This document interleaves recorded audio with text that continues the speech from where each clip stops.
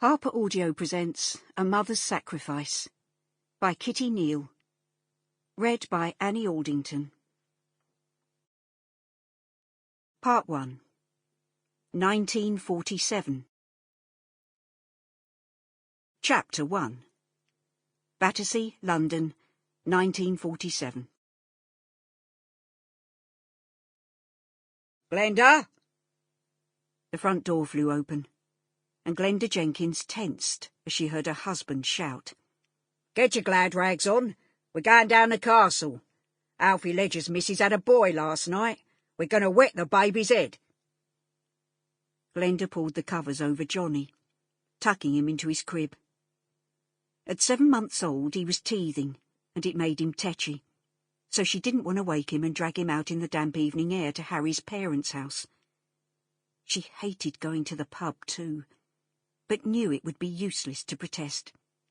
Anyway, it sounded like Harry was in a good mood, and she dared not rile him. She took a deep breath, and moved her slim frame to the top of the stairs as she called down. "All right, love, just give me a few minutes. Have you checked with your mum that it's okay to drop Johnnie in?" No, but you know she loves having the little munchkin. Just get a move on, will you? We're missing valuable drinking time. Glenda sighed heavily again. It was Thursday, Maud's tombola night at the Catholic church, so she might not want to look after her grandson.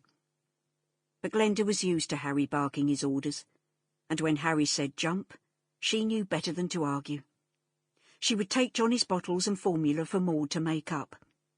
Once again, she felt a familiar surge of guilt that she'd been unable to breastfeed. Quickly slipping off her housecoat and smoothing down her drab dark green dress, Glenda checked her reflection in the bedroom mirror. She was 24, and her long legs would have looked good in one of those fashionable new knee-length skirts. But Harry wouldn't let her have one, as he said only tarts and whores wore them. She would have loved a smart jacket with shoulder pads too, but Harry said that big shoulders were for men, not for decent wives and mothers. Anyway, with clothes still being rationed, and only stuff made of cheap, scratchy material available, she'd have to make do with what she had. Content with her dress, she patted her brown hair, wrapped a scarf over her waves and tied it under her chin before leaning in closer to the mirror to apply a touch of lipstick. Damn it, she thought, as she noticed the yellowing mark still visible on her jaw. Harry rarely hit her on her face, but his violence seemed to be escalating, and last week, after a skimful of beer, he'd come home the worse for wear and woken her, dragging her out of bed to warm up his dinner.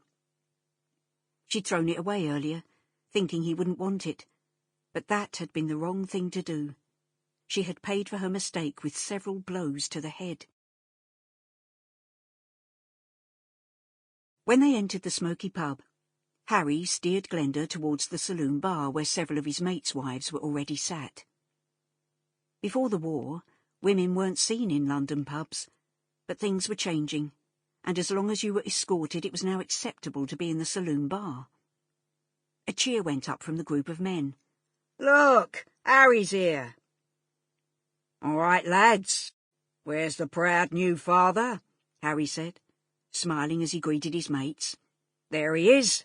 Alfie, me old mucker, let me get you a drink. Glenda stood back shyly, her head lowered as Harry summoned the barman and ordered a round of drinks for everyone.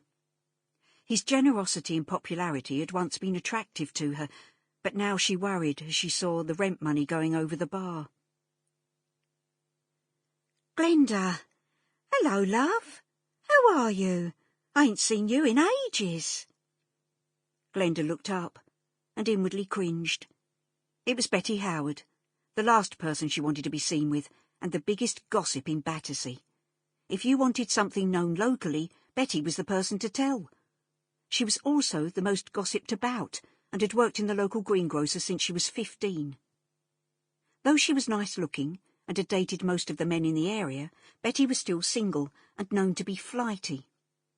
Harry had come home only yesterday and said that Betty had her eye on Billy Myers now.